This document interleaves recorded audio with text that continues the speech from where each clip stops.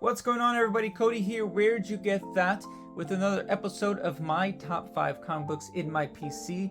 Now I'm going to spotlight the top 5 comic books in my PC from my childhood. So these comic books were my pride and joy when I was growing up. I really love these comics. They are well worn out, which is the whole point of buying a comic book as a kid and reading it. And so I'm not putting them in any specific order other than the oldest. So I'm going to start with the oldest, which is from 1989, Teenage Mutant Ninja Turtles issue 7. So this is one of, if not the first comic book that I purchased on my own with my own money. I walked a block from my home, possibly barefoot, to, if you lived in Texas, you've heard of HEB. HEB used to sell comic books on the rack there.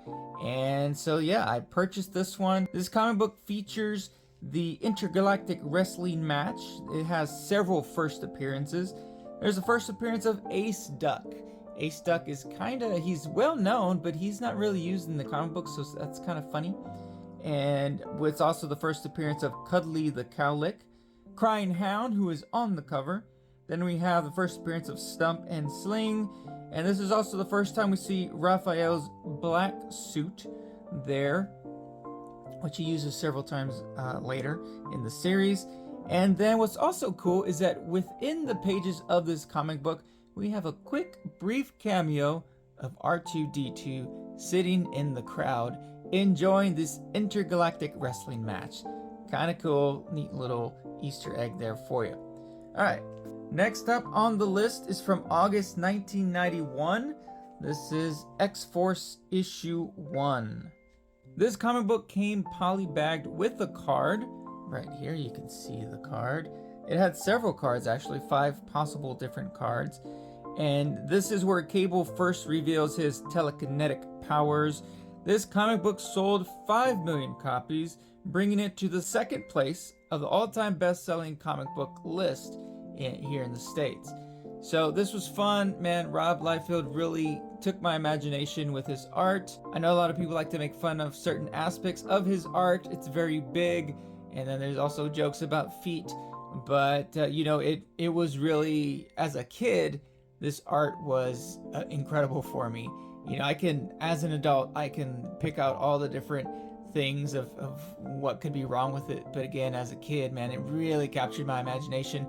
He had a great way of designing characters, and just looking at Cable, I was like, man, this guy's awesome.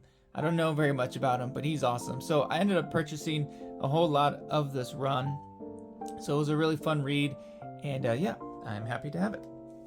Speaking of best-selling comic books, 1991's XMen. This is a very important comic book. If you grew up in the 90s, this is some Jim Lee goodness. Jim Lee is my favorite artist of all time, and this comic book is really important to me. This is one of my favorite comic book covers. I mean, he did 4 of them, and they're all amazing. So yeah, so this is also the best-selling comic book of all time in the United States, with over 8 million copies sold. So we have the first appearance of the blue team, we have the first appearance of the gold team, we have the first appearance of the acolytes, we have the first appearance of Professor X in his yellow hover chair. Here's something that's kind of cool. Each variant included a pinup inside. So I'm going to show you, again, this is from 1991. This is also 1991. This is one of the covers, but this is the special edition that gives all the covers, right? So you come back here, these are the 4 different covers that you could buy. So again, this is the special edition. This also came out in 1991, and that is going to be significant here in a second. I will show you why. Like I said, each different issue, each different cover came with a different pinup. And what I mean is, if you flip through, somewhere in here you will have some pinup art like this. So this is one of them. I don't remember which cover this came with. Right? And then here's another one. This pinup actually comes with the Magneto variant, which I have. Then we have, I skipped one. Not bad. Here's another cool pinup. But then it comes to the fourth pinup. This fourth pinup came with this variant copy. Now this is significant because CGC or CBCS does not recognize this, but I think it's worth mentioning, and they should add it in their slabs. This is the first official cameo of Omega Red, right here. So if you purchase this variant copy, you would get the first appearance. It's a full appearance, but I guess you can consider it a cameo. I don't know. I think, shout out to 22 Comics. Maybe you could do a deep dive on this. But here's Omega Red in all his glory, right? First appeared in a pinup in this variant issue. So it's not recognized, as far as I could tell. I scoured the internet trying to find out if CGC or CBCS, anyone recognized that was his first official cameo appearance, but they don't. So something to look for. Hopefully someday they will add it there, but it's not. So the regular copy of this variant came out in 91. This, what I'm holding, the special edition, also came out in 1991, which again comes before Omega Red's first appearance, which was in 1992. I think it was January of 92. So you have two comic books that came out showing Omega Red before his first official full appearance. So anyway, I think that's interesting. 22 Comics, let me know what you think, man. Maybe you can check that out and give me your thoughts on that. But I don't know, anyone else out there, put a comment, let me know what you think. Should CGC recognize Omega Red's first official cameo in that comic book? Next, I have Spawn 1992, another banger, sold millions of copies. This is, of course, the first appearance of Spawn, Al Simmons, along with a bunch of other people. So like I said, it sold 1.7 million copies. It is actually the highest selling creator-owned comic book of all time.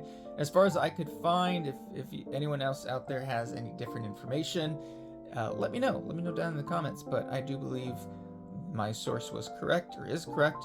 But Spawn, this is just such a classic cover. They made so many. I mean, that's the 90s boom, right? All of these comic books, they just made so many of them. XForce, Spawn, everything I'm showing you. And it was just some 90s goodness there for us. All right, moving on to the next one. This one doesn't really have any significance to it, but as a kid, it meant a lot to me. So this is the Robin issue 1, and this is Tim Drake's solo series. There is one that precedes this where it's a Robin issue 1. It's like a short series. I love the Redbird, the car there. This cover was really awesome. I loved to try to draw it as a kid, and I'd open the panels and try to draw Robin. And so this takes place after Nightfall, and John Paul Valley is going crazy, and this is why Robin goes solo. He leaves him. They get into a fight. So I purchased some more from this run, and I just really loved it. I love the read, and as a kid, I wanted to be Robin because he was a kid. So these are my 5 as a kid growing up. I just really love them. Let me know what your 5 are. Let me know which one's your favorite. Anyway, so that's all I got. Thanks so much for hanging out.